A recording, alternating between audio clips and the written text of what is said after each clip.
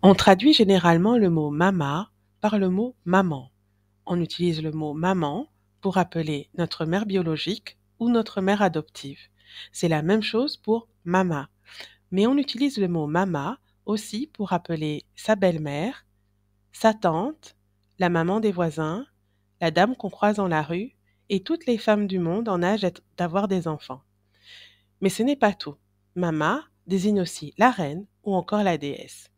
Ainsi, nous avons par exemple Mamangonda, la lune qui s'occupe des cycles de la vie, Mamantoto, la terre qui accueille la vie, ou encore Mamankosi, la déesse lionne, Sekhmet des anciens Égyptiens, qui peut créer un cataclysme comme un déluge en cas de force majeure. En Kikongo, la langue Congo, les mots ne caractérisent pas les êtres par leur origine, leur apparence ou leur hiérarchie, mais plutôt par leur énergie ou le principe qui les distingue le plus. Ainsi, le concept Ma correspond de manière simplifiée au principe de la création terminée, le processus de création mené jusqu'à son terme. Mama caractérise donc la création terminée de la création terminée, que l'on peut traduire inexactement par le mot prolifération. Mama renvoie bien sûr à l'idée de procréation et à l'enfantement, mais de manière plus générale, elle renvoie à la complétude. Par conséquent, là où est l'énergie de la maman, règne la santé, l'abondance et la prospérité. Quand l'énergie de la mama arrive,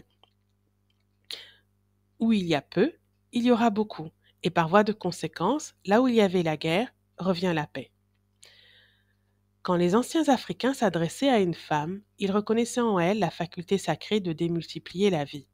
Ils la traitaient comme leur propre mère et elle les traitait en retour comme leur propre enfant, parce que pour eux, toute l'humanité était une. Si vous n'êtes pas familier avec cette vision du monde, vous pouvez ressentir son impact sur vous en marquant un instant de pause avant de vous adresser à une femme en âge d'être votre mère. Un instant de pause pour reconnaître ce principe sacré en elle.